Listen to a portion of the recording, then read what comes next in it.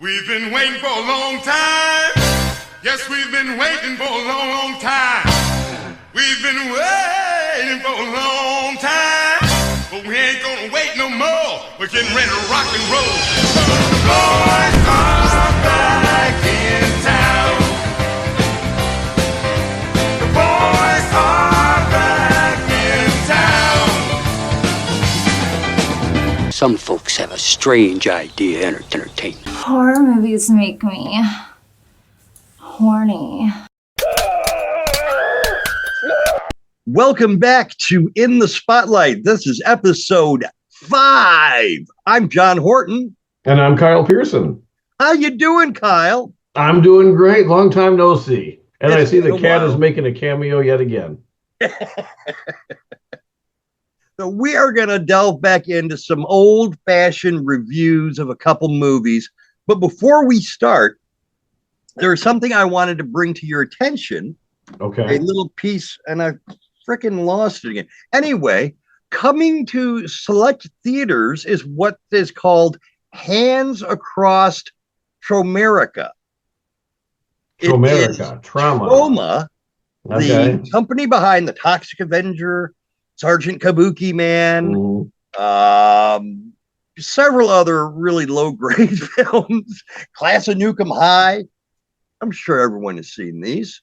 But they are doing a marathon at select theaters of all of their newest releases. Things like, Really? I wish I still had it up here, but Curse of the Were-Deer and Rise of the Super Tromets, Shakespeare's Shitstorm, Sweet Meat, a cannibal musical movie. They're going to have several other new releases showing on the big screen in select theaters. It's coming to you in San Antonio. I don't know how far away that is for you, but that's in March. Yeah, that's I'm in San Antonio, so it should be right around the corner. I'll send you more information on it all. Yeah. I'll post a little picture here in the center. I've got 3 opportunities to see it. It's coming to Cincinnati, going to Middletown, which is 20 minutes away. And I think Columbus was the other city in Ohio. I don't know why Ohio has 3. None of their other locations have 3 visits from Troma.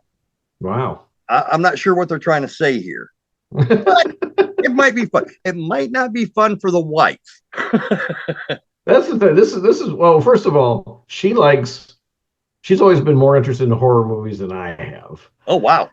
But what is really funny is I used to make fun of you for watching these ridiculous movies. I'm like, wait a minute, you used to make fun of me? I didn't used to make to you, not like behind your back. You would say you watched we would talk about some stupid movie. I'd pick up the box and you'd say, yeah, I saw that. I'm like, you saw this? What's funny is now I'm in some of these damn movies. So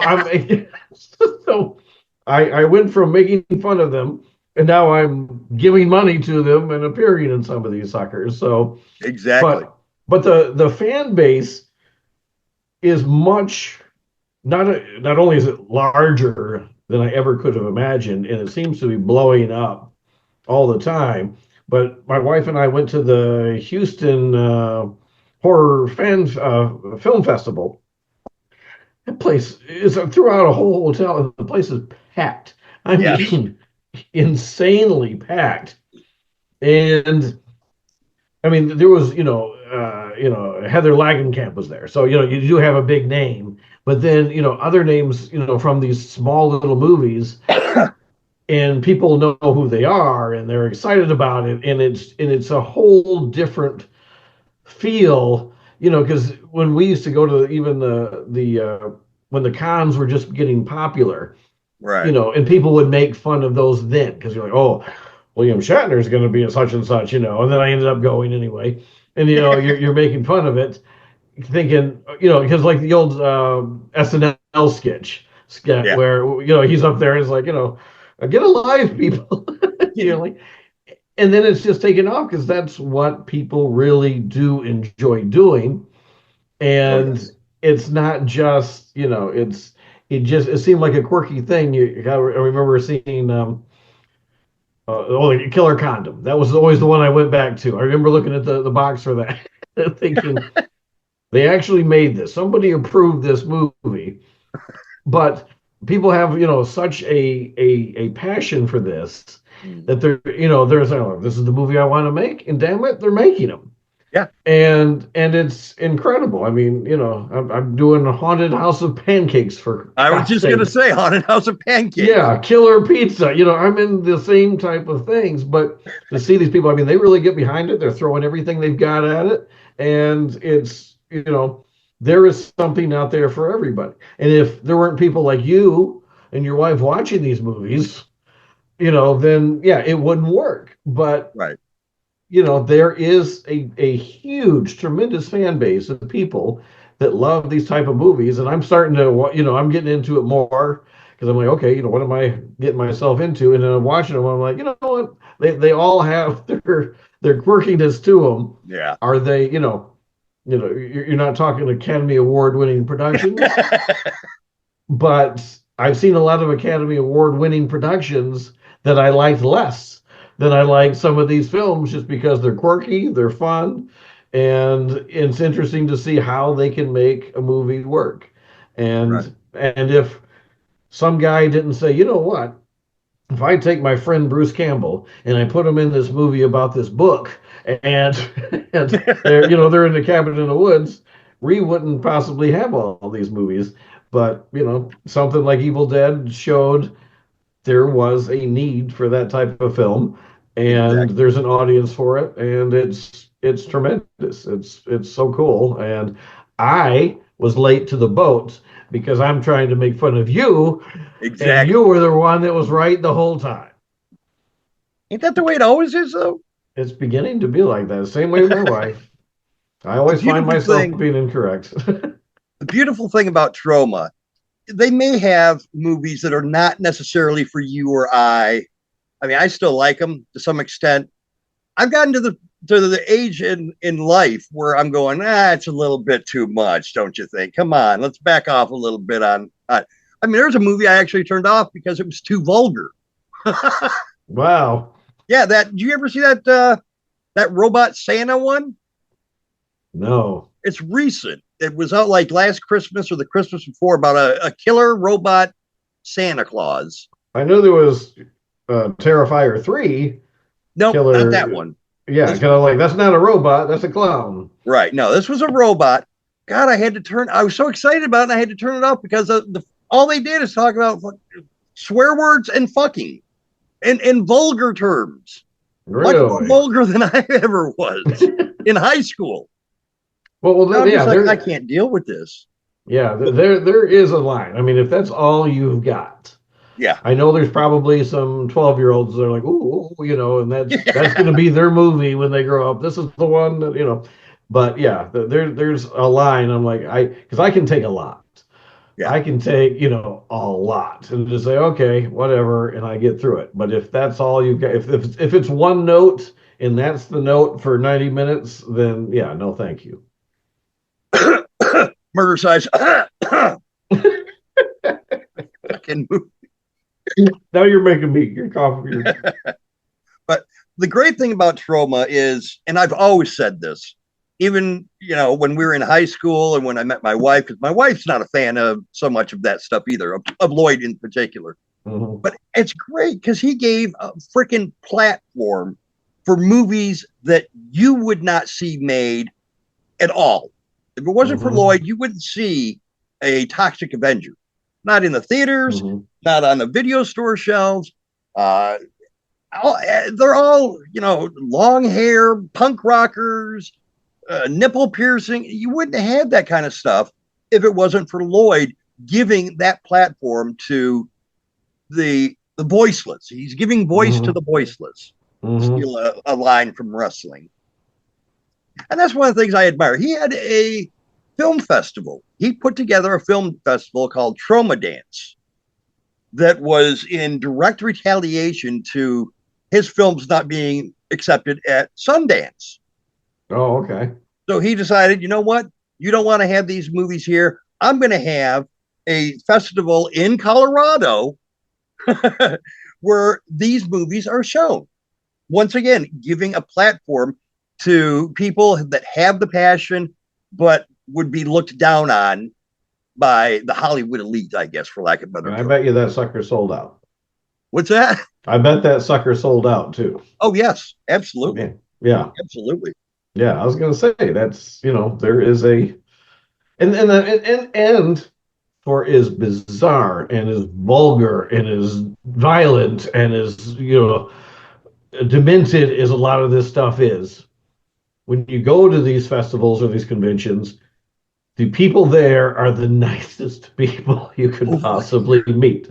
I mean, it was, and the horror one that I went to, the one in Houston, I was signing autographs for Death Bike, which is still coming out. Oh, wow. And yeah, and we were signing posters and stuff, and people weren't coming to get my autograph. Nobody knows who the hell I am, but it was something to promote the movie. One of the guys who is producing the movie is the one putting on the festival. So he gave us a corner. They had the Death Bike with all its little contraptions because it's like a Swiss Army bike that can kill people. I mean, it's got all these different things on it. It had knives and stuff. You pull them out. The bike doesn't kill people, but it has weapons on it that can kill people. But anyway, so I'm really kind of sitting in the corner signing the autographs while the director and the producer are talking. And the people come up and they're just so, oh my goodness, really? That's great. Here, they're pay $5 for a postcard that has my name on it. Now I know that they're not doing it because they're like, oh, Kyle Pearson's going to be valuable of a name to have. They could care less. And I don't even think they probably really wanted the postcard as much as they wanted to support the film. And they were very nice about it, very generous. And you're going around, you're seeing all these people, and then Heather Langenkamp came over and took a photo with the bike, and you're like, this is crazy. And it's and my wife, while I was signing, she got an autograph of one of the people who played Jason, and so it was. And they joked back and forth, and she said how nice the guy, Kane Hodder, how, and I was like, this is it was just so nice and so sweet to see these people all come together and, have a shared passion for something that in reality, if you look back at it, you're like, oh my God, how horrible this is. And, it's about murder, it's about death. I'm like, these are movies. These are just some form of entertainment. So yeah, hopefully, nobody goes after this one day. They're already going over drag queens. Hopefully they don't go after this too. I'm like, somebody wants to put on a dress, fine. Why do you care? Exactly. So yeah, like, that's a whole nother conversation. It is, yeah. So, but I absolutely, yeah, I adore the people, I adore the fans, I adore the filmmakers, and yeah, I'm now into a realm that I never thought I would be in, and I'm becoming more like you every day. I just need to let the hair grow out, and doesn't that drive you crazy? If my hair is in my eyes, I go insane. I have to knock it out of my eyes. I just couldn't. Well, yeah. That's why that's why you pretty much always see me with that. Yeah, see, I just not wearing one now because the sun, you won't be able to see me because there'll be this big shadow on me. Yeah. So okay. That's one of the things me and my wife do though when we go to because we go to a lot of conventions. Yeah, I mean, you guys are going. You go to. I didn't realize there were that many anywhere near you. I mean, you're going to them like every month. You have a new convention you're at. Oh yeah, yeah. We've done them here. We've done them in Pennsylvania, Chicago, Indiana, Kentucky, Tennessee. We've been pretty much around quite a bit. And one of the most important things for me is finding those vendors that are filmmakers and are pushing their movies. Mm-hmm. And I will try, if it's something that sounds even remotely interesting, I'll get it. I mean, I'm not going to guess the 5-headed shark attack versus megaloworm or anything like that. But what do you got against 5-headed sharks? I mean, right here is an example. I bought the poster and I had all the cast members and directors and stuff get their autograph on it. I don't know who any of these people are, but I got their autographs because I was supporting them and helping them out. And by the way, that is done by an amazing film company. We're going to do a video, or one of our shows is going to be about independent people. Mm-hmm. Those guys I'm going to talk about because they put out some fucking amazing stuff. Okay. My wife loves meeting celebrities some of the celebrities are so personable with her. Mm-hmm. The last show we went to, I think it was the last show, we met the main star of a movie called Brain Damage. Okay. And that brain damage is about a little worm creature like this that lives on the guy and will come out and inject people or suck the blood of people and then inject him with a drug. Or it's a crazy fucking movie. It's by the same guy that did Basket Case. Crazy. Okay, I was gonna say this is the 80s, right? Yes. That came out. Yeah, because I remember the movie in video stores, but I didn't see Basket Case, but I didn't see Brain Damage. Yep. Same director. Interesting. And now when you got like Tubi and all these, these platforms, you don't have to hope you can get it on, video and, in a store. You can get it on a streamer. And, because I mean, Tubi's got so many of these type of movies on them. So there's so much to watch. Not to mention all the other ones too. So exactly. So let's get into the reviews because we could talk an entire episode. Yeah. This is supposed to have been a whole other episode. So Fuck. Troma's the herpes of the movie industry. We're not going away.